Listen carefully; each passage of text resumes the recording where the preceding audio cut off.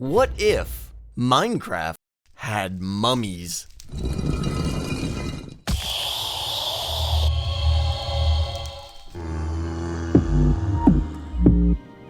Welcome back to What If, the series where I personally write a custom mod for each and every episode just to explore some crazy new ideas in Minecraft. Today we're going to take a look at desert temples and some potential new inhabitants. Now here's a perfect example of temples as they exist now with the magnificent pyramid, and as you travel inside you'll see its richly detailed interior that's just brimming with mystery and intrigue. And of course, let's not forget the hidden chamber below, which almost definitely hides marvelous, untold treasures. This has got to be improved. Now, since desert temples have been added to the game, they've added much better structures. We've got huge procedurally generated mansions now. We've got sprawling, organic end cities. I mean, even strongholds aren't that bad. Okay, actually, they are. But let's cover that another day. So what I'm proposing today is a completely new desert temple. Not some pathetic cluster of buried TNT under a pressure plate. I'm talking about a massive ancient temple that is well built, interesting to explore, and most importantly, dangerous. Now, much like the woodland mansions and the end cities, this temple would be huge and contain a twisting underground labyrinth that is procedurally generated so that each time you find one, it presents a new, unique challenge. In fact, I have all the individual temple room components done and ready to be pieced together right here. But I want this to be more than a new collection of pretty rooms to explore. I want it to have a purpose. An ancient cursed temple should have plenty of traps, it should have puzzles, and of course, dangerous new monsters. So let's start with some traps, because these winding tunnels are going to have a bunch of them. So let's take this first room here for example. There seems to be an innocent looking chest in the middle of the room with nothing inside of it, but there's an odd item frame on the wall here. If you're smart enough or clever enough to take that item and place it in the chest, well, you'll be rewarded with a little secret staircase leading you to some rewards. However, if you put any other item in the chest, well, the rewards aren't so friendly. Now there's also a room with a sand floor here that once you enter, well, it's gonna get a little hot. We've got rooms full of spider spawners that only spawn invisible spiders. We've got rooms that will happily shoot you full of 100 arrows. And of course, we've got everyone's favorite jumping puzzle over the deadly pool of molten lava, which, what could possibly go wrong? Now for puzzles, there are a ton of options, but for now, I'm gonna focus on the most important one. The one that is gonna keep you from experiencing a most horrible death. Now, as you're exploring this underground labyrinth, you will eventually discover the burial chamber. And in it, you will find 4 sarcophagi, or sarcophagi? Sarcophaguses?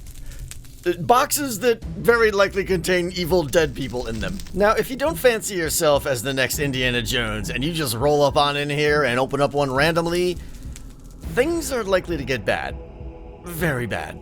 You see, only one chest in here will contain a mummy. If you pick the right one, he will spawn, and you'll have yourself a very intense fight on your hands. That is, if you're lucky. If you're not lucky and open the wrong sarcophagus, well, let's just say you probably won't be around long enough to regret your foolish decision. So then, how does an adventurous Tomb Raider like yourself find out which sarcophagus to open? That will require some exploration. Right at the bottom of the drop shaft that leads into the underground temple, you'll find some hidden clues on the wall nearby. If you don't want to perish here, your instructions are pretty clear. To find the treasure you desire, make sure to set each torch on fire. 3 rooms are there that will reveal what is fake and what is real. Take note, because although you're strong, you'll soon regret it if you are wrong. Hidden at the deepest points within this underground temple, you'll find 3 special rooms that look something like this. As the riddle upstairs suggested, you want to light both of these fire pits. Now, once both of them are lit, a mysterious clue will appear out of thin air.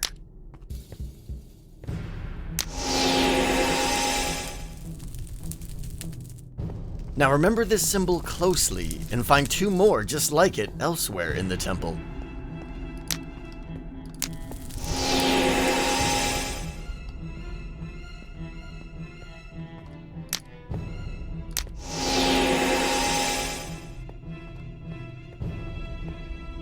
Then, and only then, should you return to the burial chamber. Now inspect each sarcophagus and note the symbols engraved on the top of each. The 3 randomly generated symbols that you discovered from your exploration are warnings as to which of these should remain closed. Find the sarcophagus with a different symbol on it, and when you're ready, open it up.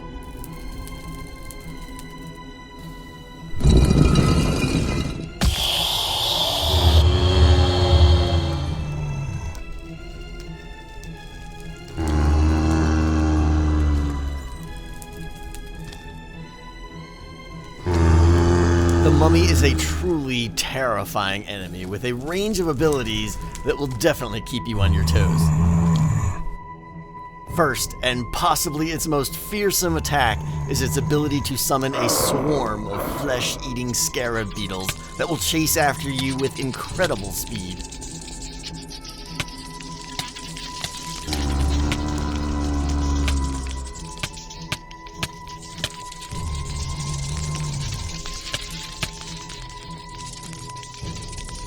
Don't even think of trying to melee these skittering critters.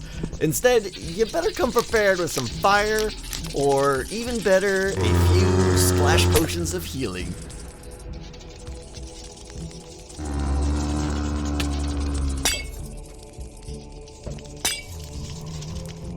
I mean, look at these little cuddly guys. Don't they look like they make good pets? Being an evil creature of death, the Mummy is also capable of summoning a globe of darkness over itself at will. This can be used to protect itself, it can aid his scarabs, or simply throw the battle into further chaos. The effect has a short range, however. If you get outside the sphere, you will instantly regain your sight and clearly be able to see the perimeter of the globe. The Mummy can also harness the power of wind and sand. It's capable of hurling a barrage of small sand tornadoes at you.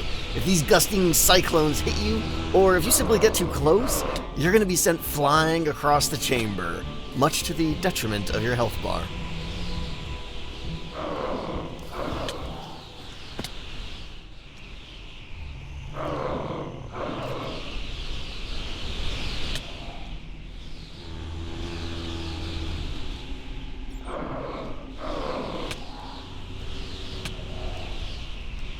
Now, the Mummy himself obviously isn't very fast. It can only limp along as fast as its decaying body can carry it. However, when the time is right, it'll transform itself into a whirling gust of wind and hurl itself directly at you. As it approaches, his true form will reappear, where it'll likely pummel you with its incredible melee attacks.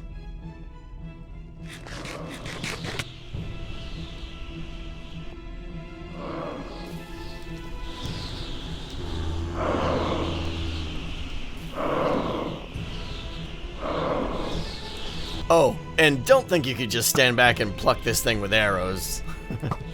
Its reaction time is quite uncanny, and this is only going to anger it. Now, many of you know that cats are considered sacred in ancient Egypt. Well, this Mummy knows that too, and it's terrified of them. If it sees one, it'll run from it as fast as it possibly can, which isn't very fast. Scar, this one's for you, buddy. So there you have the individual abilities of the Mummy. Now, with half the health of a dragon and more melee damage than an iron golem, this undead creature is no minor threat. So what does it look like when you put it all together? Let's see.